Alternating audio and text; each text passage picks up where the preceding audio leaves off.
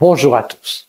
Je remercie beaucoup France Chimie, dont je connais l'importance, et son président, Frédéric Gaucher, de m'avoir invité à m'exprimer devant vous sur les relations sino-françaises dans cette période à la fois très stratégique et très dangereuse, et cette période qui est pour la relation sino-française une année anniversaire, puisque nous célébrons en 2024 les 60 ans de la reconnaissance par la France du général de Gaulle de la République populaire de Chine. Dans cette année 2024, beaucoup d'initiatives de coopération vont être développées. Une grande attention sera portée aux activités économiques de part et d'autre par les deux gouvernements et on attend deux grandes visites d'État, le président chinois en France au printemps prochain et le président français en Chine à l'automne. Cette année sera une année donc où les relations sino-françaises seront mises en avant dans un contexte très difficile avec une rivalité sino-américaine qui est aussi l'objet de beaucoup de propagande et qui fait que de part et d'autre, il y a beaucoup de critiques qui se diffusent.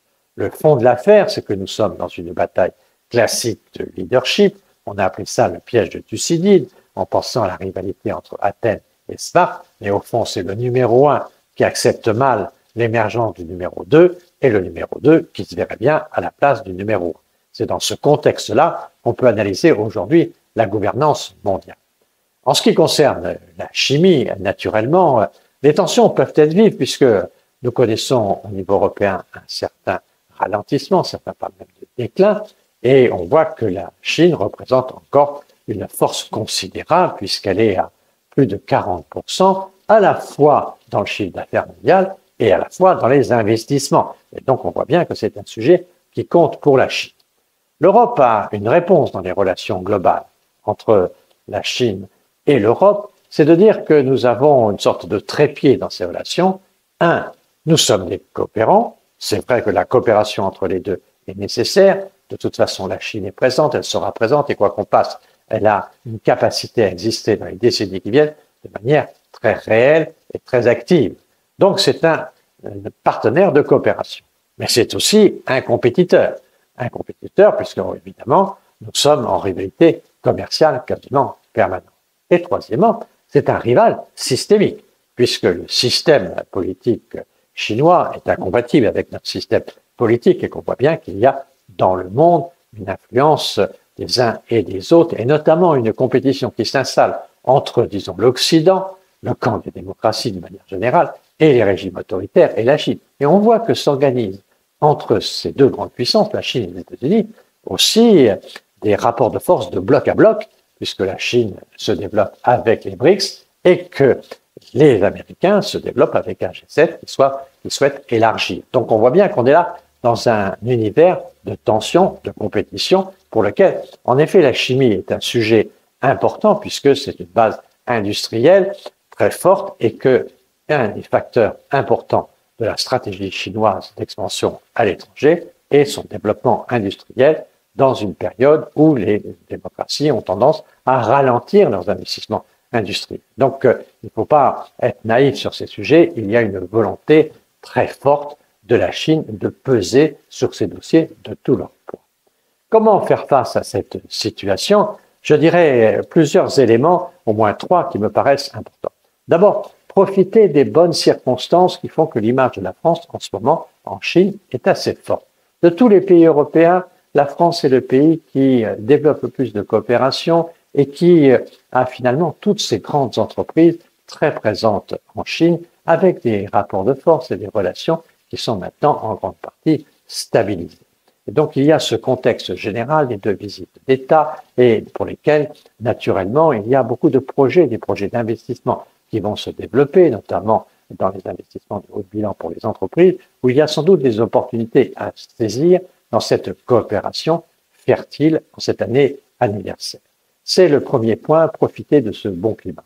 Le deuxième point, c'est naturellement un point de lucidité, et de penser bien que l'histoire de la Chine est une histoire de rapport de force, et que la Chine a une stratégie puissante, c'est une stratégie de rapport de force. Elle tient compte des rapports de force. Et donc, je trouve très important que la chimie française puisse rassembler et constituer une force significative pour pouvoir discuter avec les Chinois. D'une manière générale, quand en Europe on sent un certain nombre de fragilités quant à notre rapport de force, notamment franco-chinois, il faut naturellement toujours penser à la solution des relations franco-allemandes, car les Chinois respectent beaucoup le couple franco-allemand, voyant dans cette alliance entre d'un côté un peu une puissance industrielle et de l'autre une puissance diplomatique, un équilibre qui fait qu'il peut y avoir dans cette relation franco-chinoise une dimension franco-allemande très importante. D'ailleurs, quand le président Xi Jinping a été reçu pour la première fois à Paris par le président Macron, il l'a reçu avec Angela Merkel pour bien montrer que la stratégie était franco-allemande quant aux relations avec la Chine. Donc, il faut penser toujours en rapport de force. En rapport de force, ça me paraît être un élément très important. Donc, il faut que la chimie française, comme nos grands secteurs industriels, ait des alliances européennes pour bien montrer, avec les Allemands et peut-être avec d'autres, qu'il y a une capacité française à parler au nom de l'Europe et d'avoir la capacité à exprimer un rapport de force qui est français plus une part européenne importante. Je crois que ça, c'est essentiel dans la vision aujourd'hui de la Chine. C'est un rapport de force, pas de naïveté. Ils défendent les intérêts de la Chine d'abord et avant tout. Et nous avons donc à défendre les intérêts de la France et de l'Europe d'abord et avant tout. 1. Donc la bonne période à utiliser. 2. Le rapport de force à comprendre et à développer. 3. L'innovation. C'est au fond sur l'innovation que les choses se jouent. La Chine n'a pas l'intention de reprendre les vieilles technologies, de rattraper son retard. Elle veut sauter les différentes étapes. Elle n'a pas connu le téléphone fixe, elle est devenue le champion du téléphone mobile. Nous avons toujours en Chine le souci de toujours développer la dernière des technologies et d'être le pays de l'innovation. On parle assez peu de liberté politiquement en Chine, on parle de liberté quand on parle d'innovation. On invite les jeunes à s'installer dans les laboratoires, dans les centres de recherche pour créer, pour inventer, pour développer. C'est l'intelligence ajoutée qui est vraiment le cœur de la stratégie. Et donc la compétition, elle se fait surtout sur l'innovation. Je vois que nous avons là toujours dans les dépôts de brevets une bonne place mondiale. Il est très important de continuer dans cette stratégie pour pouvoir faire face aux Chinois. Avec cette puissance-là que la recherche européenne, que la qualité de nos écoles de formation est reconnue, que l'ensemble de notre recherche apparaît comme à la fois éclairée et dynamique. C'est donc comme ça qu'il faut voir les relations avec la Chine. Ce qui est très important, c'est de bien chercher à comprendre la Chine. La Chine est là et elle sera là. Elle sera un partenaire très important pour vous et encore plus probablement pour vos enfants. Et donc, il faut qu'on comprenne la Chine. Ça ne veut pas dire qu'on adhère au sujet de la Chine. Personnellement, je n'ai pas envie d'être communiste, je n'ai jamais été, je ne le serai jamais.